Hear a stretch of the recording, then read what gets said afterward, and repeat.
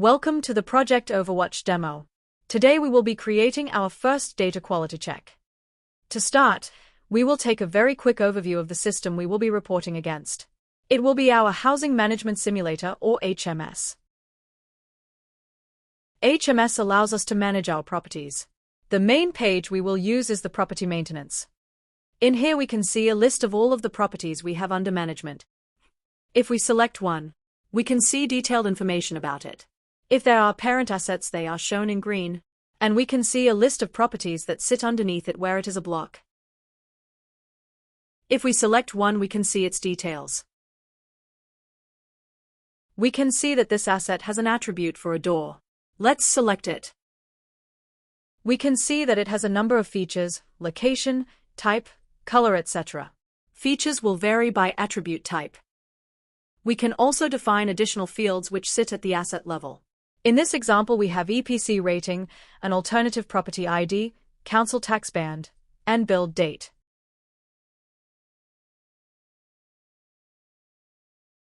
We can define new custom asset fields in the Property Custom Fields section.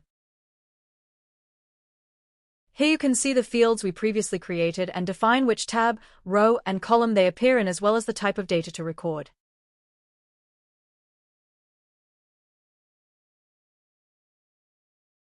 Attributes is where we define the additional details we want to capture as features or components of the asset. An asset can have more than one of each attribute. Here we define which fields to complete, what the label should be, and if it is a lookup field, which lookup we should use. The table behind the attribute has a number of set fields of each type, and the unused ones are shown in the blue pills.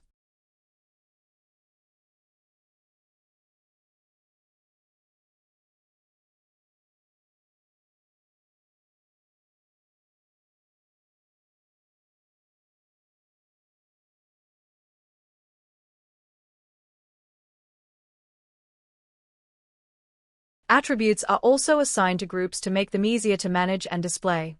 An attribute can belong to more than one group. Here we can see that there are a number of attributes in the field source group.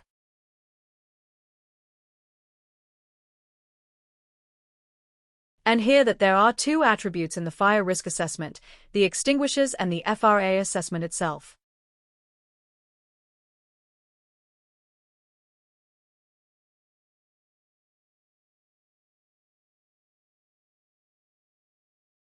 Lastly, we have the lookup sets which were used in the attributes configuration.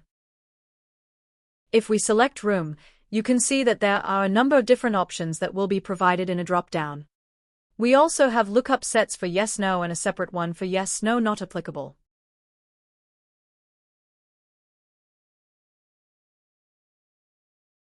That completes our quick overview of the Housing Management Simulator.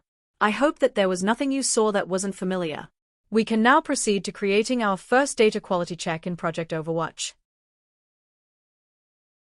Overwatch is designed to be a system admin tool used primarily by application support and information management teams. Everything you need to do can be done from inside Microsoft SQL Server Management Studio, but we also have the web front end, which makes managing the system configuration much easier. Today we will go through the process of setting up our first data quality check, connecting to the source system, creating domains, adding a DQ check, and configuring it on a schedule.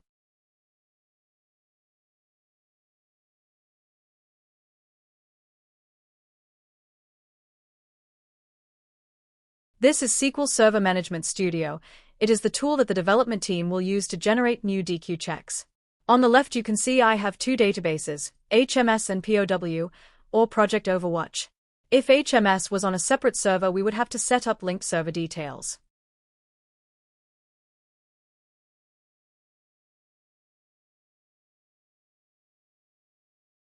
The first task when we have a new system is to tell Overwatch which database we will connect to. And this is done in the source systems. Add new and complete the necessary fields. As our source, HMS, is on the same server, we don't need to put in the link server details.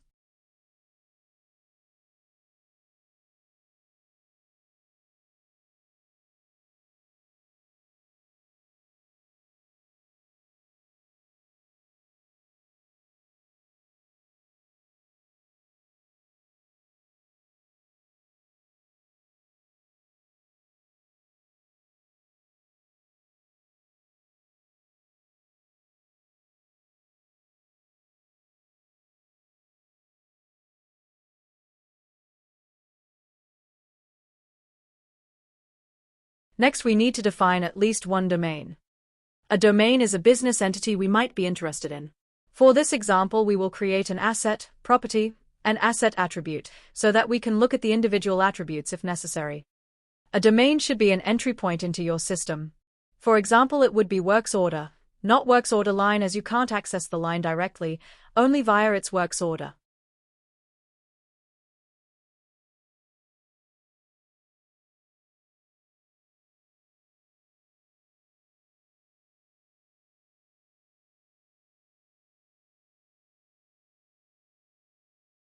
Now we are back in Management Studio and we are going to simulate the work that the back office teams would do.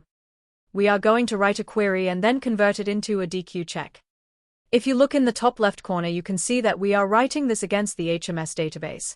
This will be important later in the process. We have decided that we should have a business rule that says that every asset that is flagged as being a dwelling should have a primary heat source defined in its property attributes. To do this, we are going to write a series of SQL statements that bring together the information required. There are many styles and approaches you can take to this, and so this is only one. The important thing is to end up with the right data. The technical part of this you don't need to know, but it might give you an appreciation for what the information teams have to do in order to generate management information. We start by getting the list of properties, their addresses and types, so that we can identify those which are dwellings.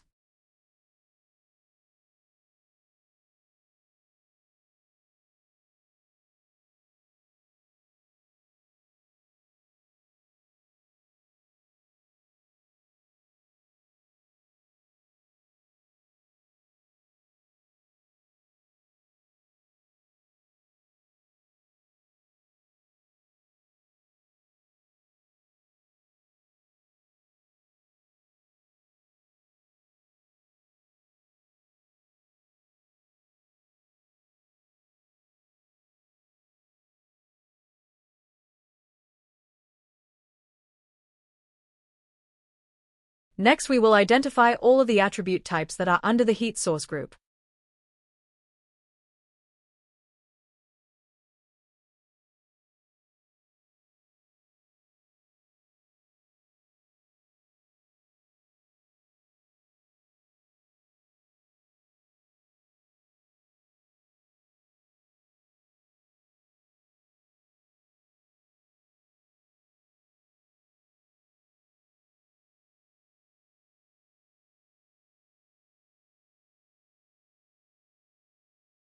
Now we will need to combine these two queries in a couple of ways.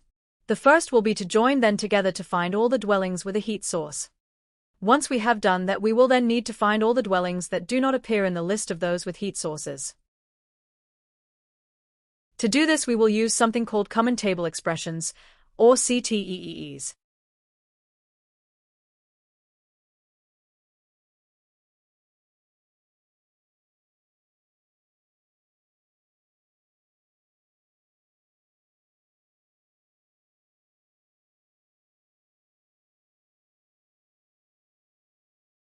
Now you can see the first combination of the CTEs. This has given us just 9 records, and as you can see, some assets, 34 and 45, have multiple heat sources.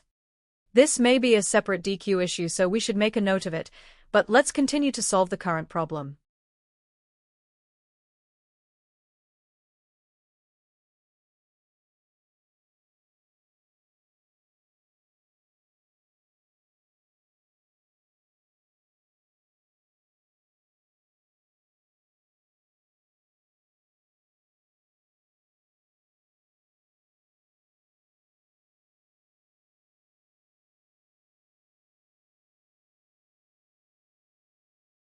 Great. So now we have a list of all the properties that are marked as dwellings that do not have at least one of the attribute records we have stated are part of the heat source group. The next step is to formalize this and save it into the Overwatch system as a data quality check.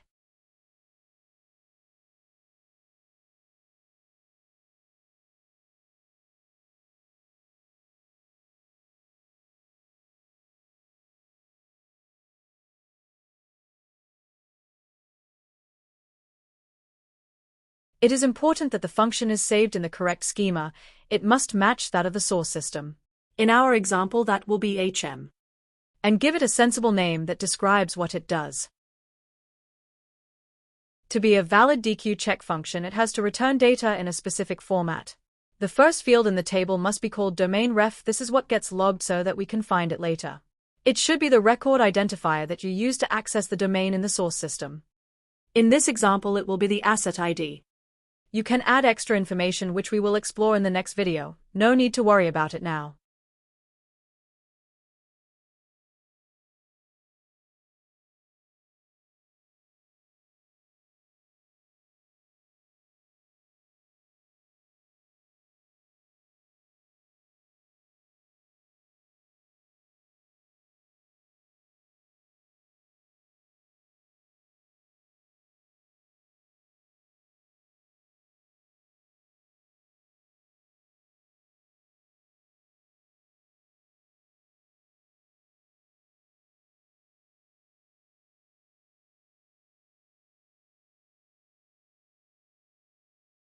Oops.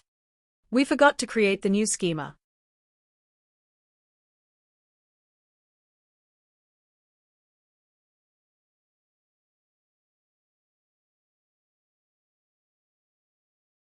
Great.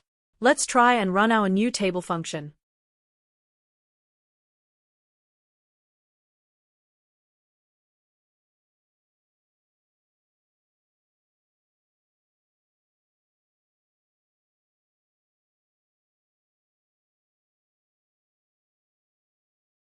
Oh dear. That didn't work. It says the property table doesn't exist. Look in the top left corner. We are in the POW database, whereas the original query was in the HMS database. This gives us a clue.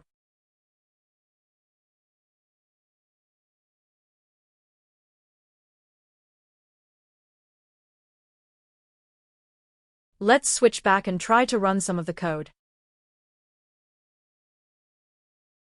And now run it again against POW.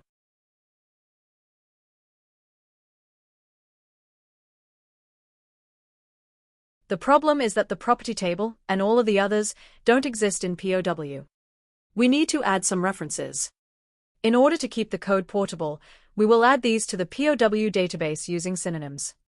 These allow us to refer to the tables in POW using the same reference, but the synonym can point at a different database depending on whether we are in development or production, and we don't have to modify our table function.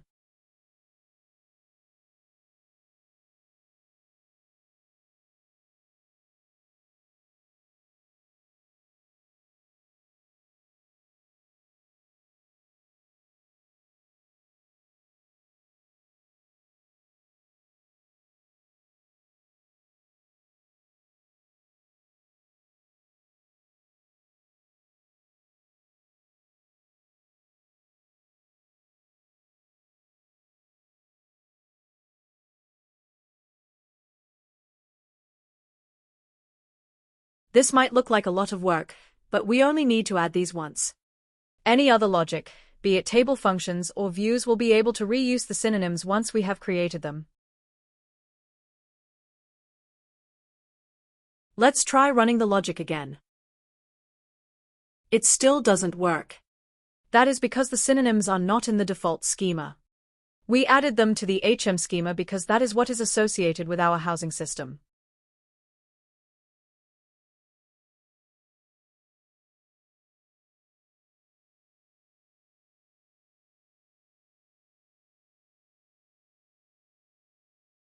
Success. Now let's finish updating the table references to include the new schema.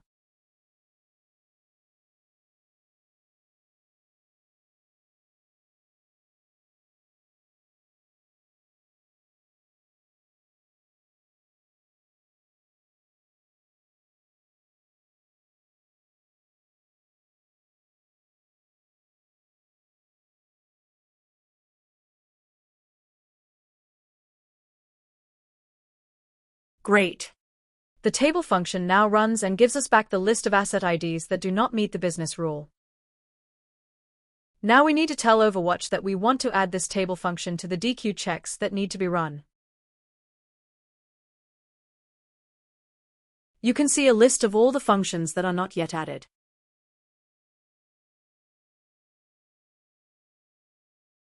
And now we need to select the domain that represents the ID we captured in the query. In our example, it will be the asset domain from the housing system. Warning level allows you to set a severity. 100% is critical and relates to issues that will cause a compliance failure or issues with downstream processing. Lower levels can be used for general housekeeping and operational metrics. Lifetime allows us to define how long an issue has to stay fixed before it is considered a new issue. This is useful for things like monthly inspections. If you check for last month's report to be present after 7 days into the new month, and then don't check again because outside the SLA is a DQ failure, then set the lifetime to 15 days. When we next see it after 23 days, the start of next month, it will get recorded as a new DQ failure. Enter some information about the DQ issue. What it is. Why it is important. Where to go in the system to fix it. Active tells us whether this will be run or not. We can turn it off temporarily if we discover an issue with the logic or performance. In test means that any alert emails will be sent to the development team rather than the real end users. It allows us to do a staged rollout and ensure that the check is giving accurate data before we panic the real recipients. Great! Our check is created, but we still can't run it automatically because it is not on a schedule. We need to define our first schedule.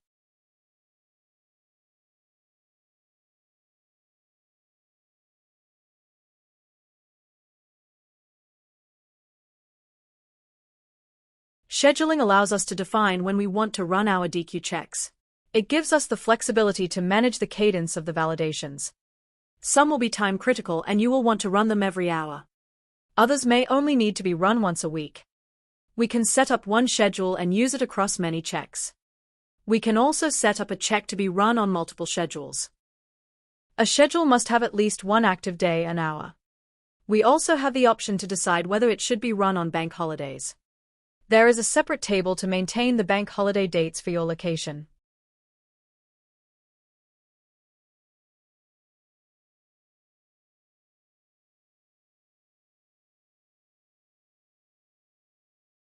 We can now go back into our DQ check and assign the schedule to it. We can now see that there are 3 ways to disable this DQ check from running. The first is top right. We can turn off the DQ check completely. The second is we can temporarily disable it on this particular schedule. And finally, we could go into the schedule and disable it so that no DQ checks will be run from that schedule. However, be aware that there may be other schedules for this time slot which will still be run.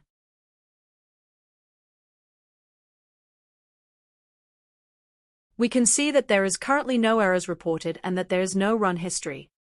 This is because we have not yet hit the 10 a.m. schedule for this check to be run. From Management Studio, we can run the check manually to capture the details.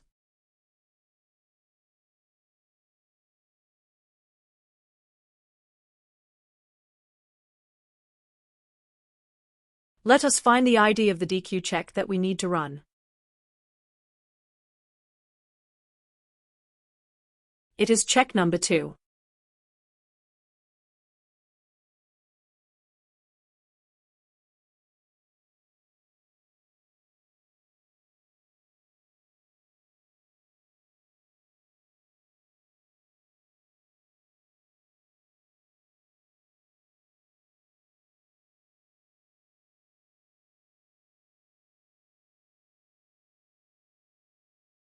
When we run from the scheduler or from the list, we create an audit trail of run history. The first record, without the parent ID, is the run header and shows the start and end times of that particular run request. Any record with the same parent ID was initiated as part of that run. We can see in record 8 that we ran our number 2 DQ check and it returned 26 records. This is useful metadata to quickly review trends on how many issues are outstanding on each run, but it doesn't tell you how many are new and how many were on the previous run. For that, we need the DQ results. Here you can see that there are 26 rows that were added to the table. We can see they were against the number 2 check. Dwellings without fuel source. And we know from the way we set things up that the domain reference is an asset ID. The check was linked to the asset domain. We can see that they were added on run 8 and that this was the last time we saw them. If we ran the check again, or when the scheduler runs at 10 a.m. tomorrow, the last run will be updated because they are still outstanding. As long as the last seen run ID is the same as the most recent run history for this check, we know that this is still an issue. If they are different, we treat it as no longer an error. This may be because we fixed the data or because some business event happened that means it is no longer relevant. Perhaps we disposed of the property. Back in the application, we can now refresh the page. The results are updated to show the current issue count. If we click on the count, we can see the performance for the last 2 weeks. As this is the first time we have run the check, we can only see today's data. Now back on the DQ listings, we can see the quick summary. This check is active. It runs against one schedule. There are currently 26 issues. So in this video we have seen how to set up a connection to a source system. Define our domains. Create a schedule. Add synonyms. Turn investigative SQL code into a DQ table function. Add that function to the list of checks to be run and put it on a scheduler. And finally, how to view the state of the current issues list. Thank you so much for watching.